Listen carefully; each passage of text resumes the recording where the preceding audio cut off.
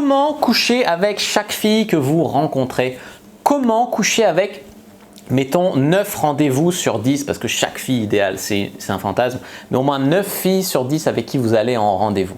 Bonjour à tous, c'est Fabrice Julien, coach auteur, expert en séduction, et dans cette vidéo, je vais vous donner quelques conseils pour réussir vraiment vos dates.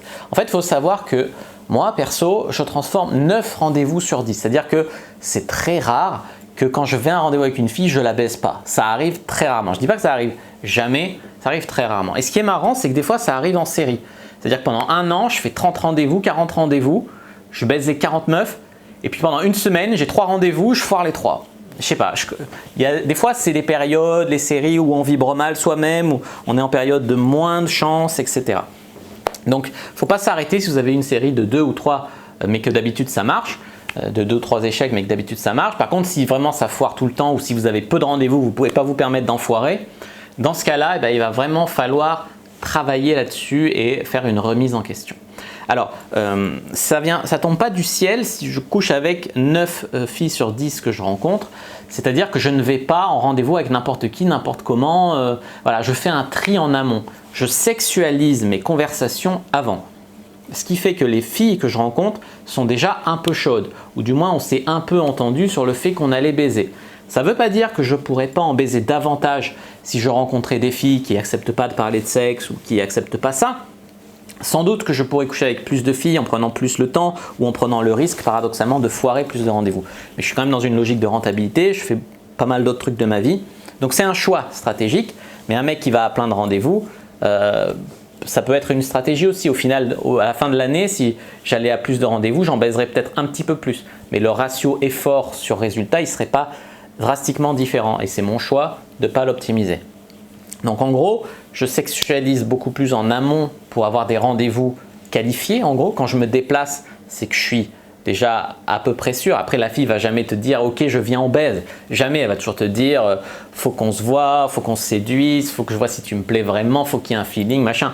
Mais avec toutes les techniques de conversation que je vous partage sur cette chaîne pour créer un lien, pour ça, toutes les techniques de conversation aussi je vous donne dans l'e-book Communication, Séduction, Manipulation, c'est des choses qui font que, en fait, par le langage corporel, par le fait de m'intéresser à elle, par le fait d'avoir des skills de conversation, ça fait des rencarts qui passent crème à chaque fois.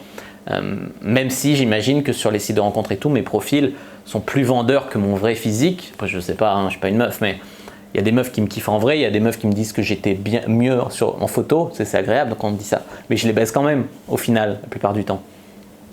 Mais voilà, c'est la vérité les amis. Donc ce qu'il faut bien comprendre, c'est que en gros, beaucoup va se passer par votre charme en réel.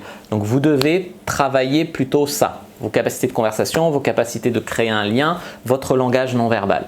Il y a aussi le fait de pouvoir jouer avec le regard. Les meufs en rendez-vous, souvent, quand il y a un blanc ou quoi, je les baisse déjà avec le regard, ça me met une tension sexuelle. En fait, je sais quand même bien jouer avec la tension sexuelle. Donc c'est quelque chose qui aide vraiment. Je trouve toujours une excuse pour faire un kino, toucher la main, etc. Donc voilà, la vérité. Parmi les erreurs que je vois le plus souvent, c'est les mecs qui vont essayer d'avoir une activité compliquée pour un rendez-vous. Genre, ouais, je vais t'apprendre à danser, ouais, je vais t'apprendre le billard, ouais, je vais…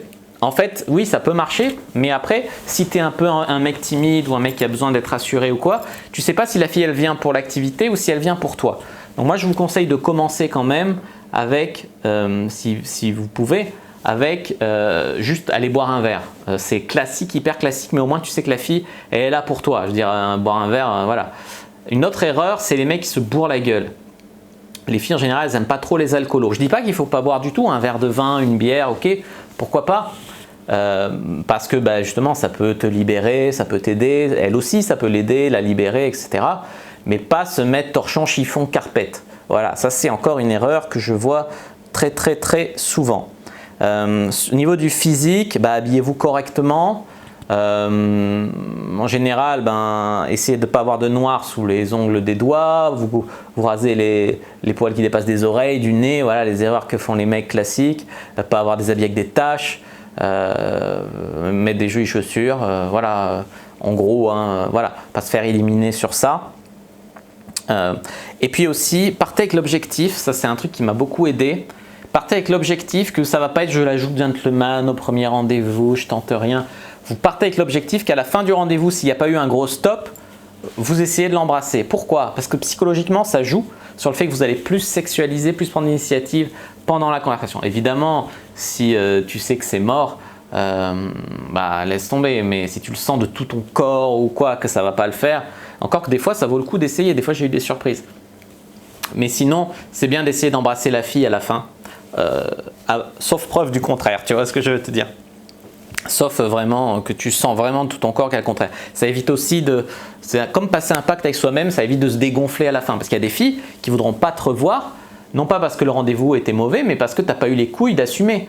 Ou elles croient qu'elles t'ont pas plu, ou elles croient que tu es un sans-couilles qui n'ose pas, ou elles espéraient plus. Même il y en a qui voulaient baiser au premier rendez-vous. Toi aussi tu voulais baiser, mais tu as voulu la jouer gentleman. Machin. Au minimum, essayez de voir jusqu'où vous pouvez pousser, mais au minimum, essayez de l'embrasser. Il y a aussi des choses à respecter. C'est se respecter, mais c'est aussi respecter la meuf. Pas amener un pote à un rendez-vous galant, tu invites pas tes potes. Parce que déjà, en plus, si le mec est plus sexy que toi, ça craint, mais sinon, ça fait des conversations bizarres. C'est pas propice à créer une connexion. Je dis pas qu'on peut pas rencontrer en soirée avec ses potes des meufs, mais dans un rendez-vous galant, je conseille pas de le faire à même qu'est-ce que tu dirais si elle venait avec ses copines? Tu me dirais je baise ses copines, mais dans la vérité tu baiserais pas ses copines, elles parleraient entre elles, elles feraient des messes basses, tu serais mal à l'aise et voilà comment ça se passerait. Que vous n'ayez pas un rendez-vous après, genre la fille qui te dit je peux venir te voir mais je pourrais rester que 30 minutes parce qu'après je dois faire ci, ça. Ça, c'est un truc qui est craignos aussi. Comment savoir si tes rendez-vous c'est de la merde et que tu dois soit prendre une formation, genre dans la formation Cyprine, je vous ai mis des rendez-vous filmés, bien sûr flouter la fille, mais des rendez-vous filmés où après tu me vois ramener la fille chez moi, donc tu vois comment je fais, c'est dans le module rendez-vous de la formation Cyprine, sinon de toute façon on peut en parler autour d'un coaching, voilà, on peut vraiment, j'ai fait d'autres vidéos sur le premier rendez-vous, donc n'hésitez pas à aller les voir aussi. Comment tu sais? Par exemple, si les meufs, après un rendez-vous, elles ne veulent jamais te revoir, dans ce cas-là, c'est très mauvais. Et si aussi, si au cours d'un rendez-vous, tu as l'excuse de non, j'ai une copine, elle vient de se faire larguer, il faut vite que j'aille la consoler. Une fille qui est bien dans son rendez-vous avec un mec qui lui plaît, c'est très rare qu'elle déserte un rendez-vous pour, voilà, je veux dire, sauf cas d'urgence, mais une fois sur 100, ça va être vrai, 99 fois sur 100, c'est le coup de fil pour te sauver d'un rendez-vous soporifique avec un mec ennuyeux. Voilà. Et ça ne veut pas dire que vous êtes une merde, ça veut simplement dire que la façon d'aborder le rendez-vous et la façon de vous présenter et la façon de faire les choses, ça ne va pas pour votre objectif de concrétiser. Ah oui, et aussi ayez un lead, genre on fait quoi, on va où? Je sais pas, comme tu veux, ça non. C'est aussi avoir le lead, c'est aussi comme je disais, essayer de l'embrasser à la fin, essayer voilà. Des fois les filles, elles aiment bien l'énergie masculine de la conquête, elles sont tombées dans l'excès bien sûr, de l'agression quoi, pas du tout, mais l'énergie masculine de j'ai envie de toi, et l'énergie féminine de je me laisse guider, je me laisse porter, tu vois, c'est intéressant cet aspect-là à développer aussi. J'espère vraiment que cette vidéo vous aura plu. Si c'est le cas, n'hésitez pas à mettre un like sous la vidéo, à commenter. S'il reste des questions, je répondrai avec grand plaisir. À vous abonner à la chaîne, activer la cloche pour ne pas rater les prochaines vidéos. À me suivre sur les réseaux sociaux, Instagram, Twitter, Facebook, etc. Rejoindre le groupe privé de la communauté Cyprine, télécharger gratuitement les commentaires sur comment mettre une personne dans votre lit d'ici 7 jours. Et moi, je vous dis à bientôt et que le dieu de la séduction soit avec vous.